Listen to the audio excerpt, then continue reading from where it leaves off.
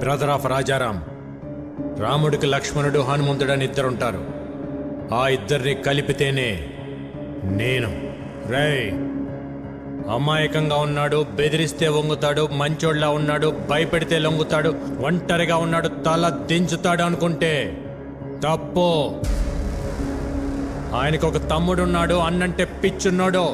వాడు మాటిస్తే నిలబడతాడు, కాదంటే కలబడతాడు, బెదిరిస్తే తిరగబడతాడు, భయపెడితే చంపేస్తాడు. ఇదో మాట చెప్పు అని తిరుగుతున్నారంట. చిన్నప్పుడు ఒక లైసెన్స్ కోసం నీ గోడం తగలబెట్టి తీసుకెళ్ళినోడ్ని. అలాంటిది నా అన్న జోలికొస్తే వాడిని, వాడి సామ్రాజ్యాన్ని నిలబెట్టి తగలబెట్టేస్తా. చెప్పు నీ అల్లుడు జీకేకి.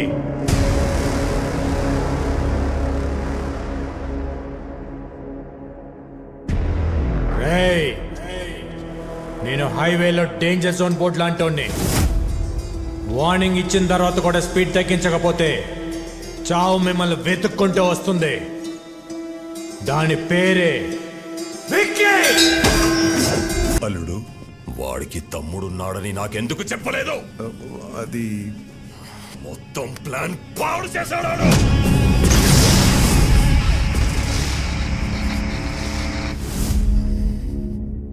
చిన్న వయసులోనే పారిపోయాడు.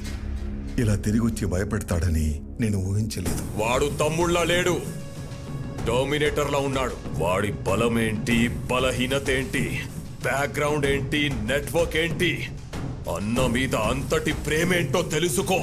నువ్వేం చేస్తావో, ఎక్కడికి వెళ్తావో నాకు తెలీదు. మళ్ళీ వాడి మొత్తం డీటెయిల్స్ తోనే నువ్వు నాకు కనిపించు. Okay sir. రాజారాం గారు, ఏమైంది సార్? అనాథాశ్రమం కేసులో బెయిల్ క్యాన్సిల్ అయ్యే అవకాశం ఉంది. ఒకవేళ అదే గనక జరిగితే మీరు జైలుకి వెళ్లాల్సి వస్తుందేమో. ఏమండి, మీరు ఒకసారి వెళ్ళి జడ్జి గారిని కలిసి రండి. పదం లాయర్ గారు.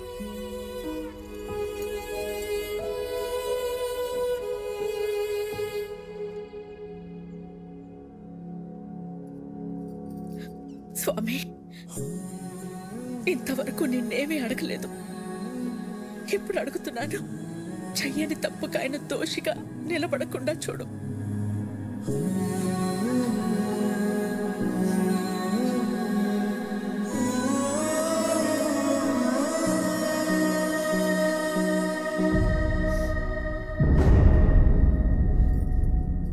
కనపడకుండా కన్నీళ్లు దాచగలవు, కానీ ఆ కళ్ళలో బాధ దాచలేవు.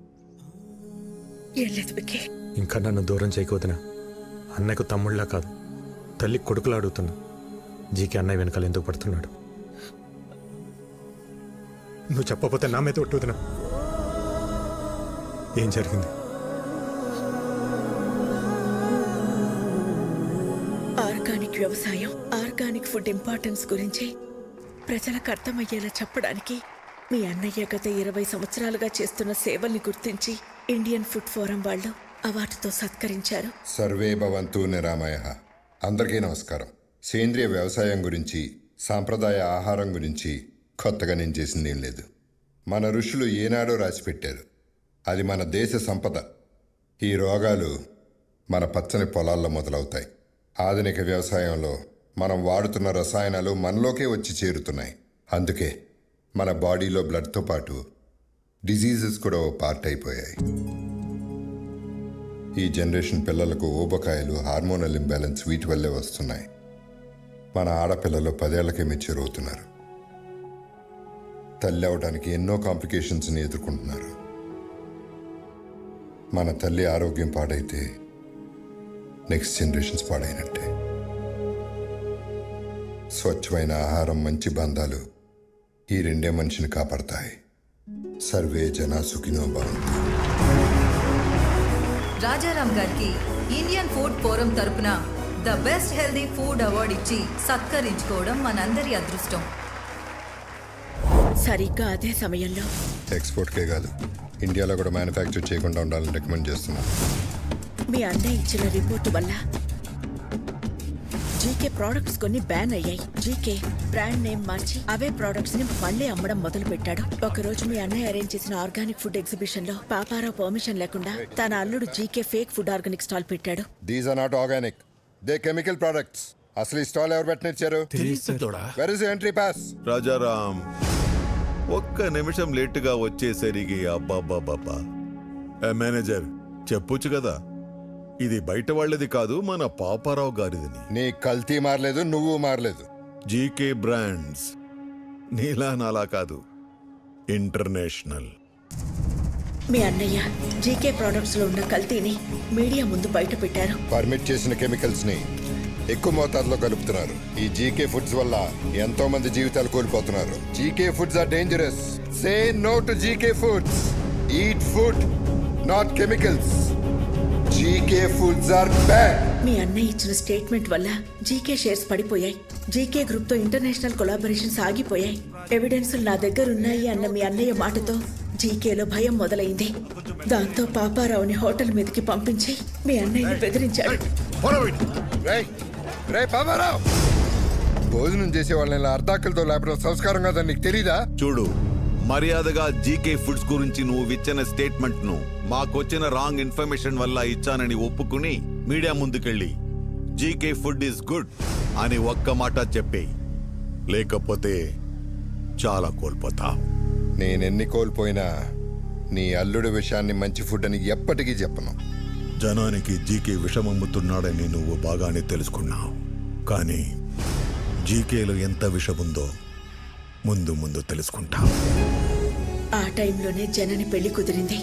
ఇంట్లో ఏ శుభకార్యం జరిగినా మన సుఖీభవ హోటల్ నుంచి అనాథాశ్రమానికి భోజనం పంపించడం మా ఆనవాయితీ. అలా పంపించిన భోజనం తిన్న పిల్లలు తీవ్ర అస్వస్థతకి గురయ్యారు. ఎలా జరిగిందో తెలియదు, కానీ ఫుడ్ పాయిజనింగ్ జరిగింది.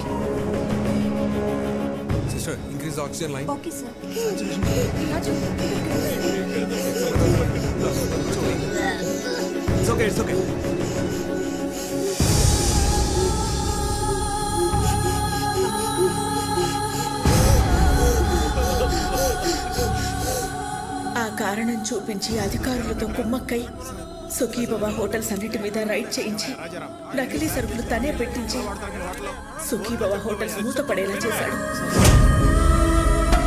అనాథ పిల్లల అనారోగ్యానికి కారణమయ్యారని మీ అన్నయ్యని అరెస్ట్ చేయించాడు.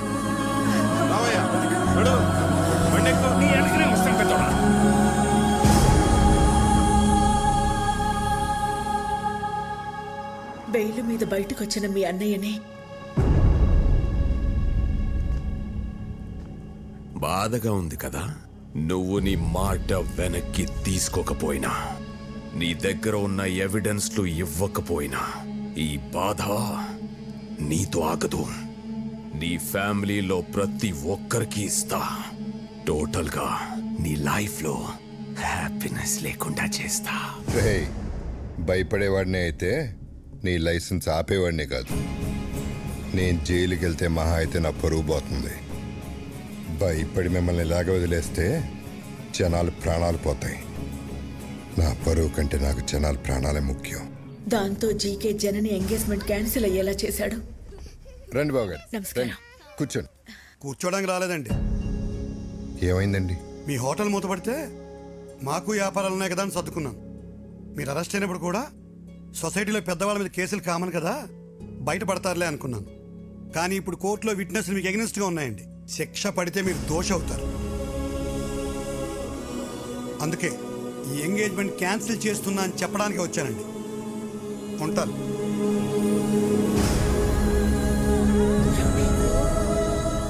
అన్యాయంగా వాడు పెట్టిన తప్పుడు కేసుల నుంచి బయటపడడానికి మీ అన్నయ్య ఒంటరి పోరాటం చేస్తున్న టైంలో నువ్వు వచ్చావు. ఇంత జరుగుతున్న ఈ విషయం నా దగ్గర ఎందుకు దాచారు వదినా? బాబాయ్, ఎట్టి పరిస్థితులను విక్కీకి మన ప్రాబ్లమ్స్ గురించి తెలియకూడదు. ఎంతకాలం మనకు దూరంగా ఉండి వాడు ఎన్ని కష్టాలు పడ్డాడో ఇప్పుడు మన కష్టాలు చెప్పి వాడిని బాధ పెట్టకూడదు. వాడెక్కడ ఉన్నంతకాలం మనందరం సంతోషంగా కనపడాలి. మీ అందరిలో నాకు కనిపించిన సంతోషం నిజం అవ్వాలి. అది నిజం చేస్తా. కానీ ఈ విషయం నాకు చెప్పినట్టు అన్నయ్యకి తెలియకూడదు వదినా.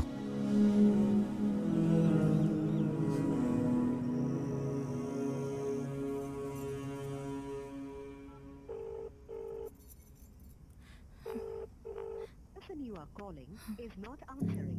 Please call again later. The person you are calling is not answering. Please call again. Phone lift చేయడు.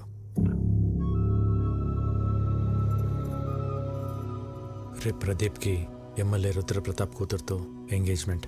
వాళ్ళ నాన్న మాట మార్చుంటాడు గాని ప్రదీప్కి నేనంటే చాలా ఇష్టం. వాళ్ళ నాన్నకి భయపడి ఒప్పుకొని ఉంటాడు. ఆ భయాన్ని నాకు వదిలే. నువ్వు లైఫ్ లాంగ్ అతనితో ఉండాలనుకున్నంత ప్రేమిస్తున్నావా? ప్రదీప్ అంటే నాకు చాలా ఇష్టం బాబాయ్. రేపు ఉదయం రెడీగా ఉండు. ఎంగేజ్మెంట్కి వెళ్దాం. ఓకే? ఇంకా టైం ఉంది కదా ముహూర్తానికి. నువ్వు వెళ్ళి రెస్ట్ తీసుకోమ్మా. జయ తీసుకెళ్ళి. బావగారు మీరు కూర్చోండి.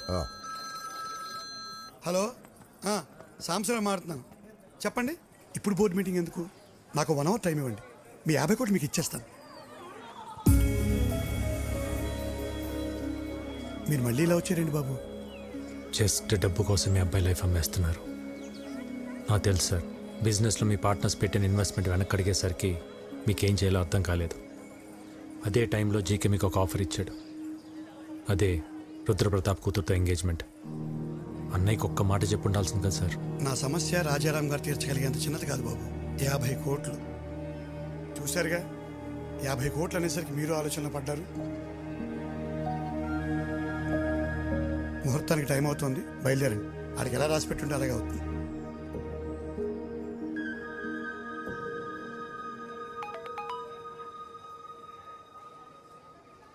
యాభై కోట్లు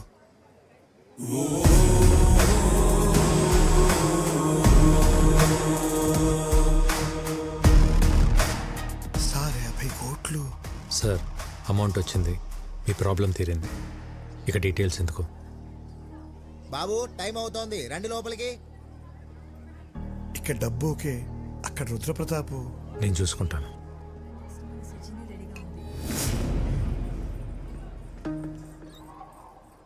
ఎవరు నువ్వు? ఓ చిన్న లైవ్ షో చూపించాలి. అంత టైం లేదు నాకు. జైలుకి వెళ్ళే టైం ఉందా?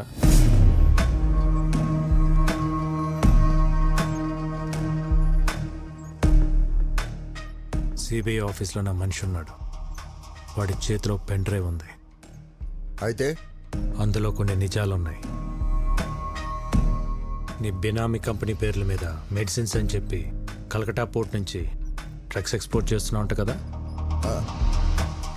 60 గ్రాములు కూడా ఉండని పెన్ డ్రైవ్లో 6000 crores వర్త్ స్కామ్ సాక్ష్యాలు ఉండటం టూ మచ్ కదా. ఏం కావాలి నీకు? 30 secondsలో నువ్వు నీ జనం ఈ ప్లేస్ ఖాళీ చేసి వెళ్ళిపోవాలి.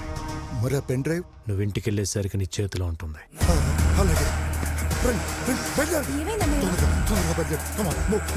ఏమైందండి?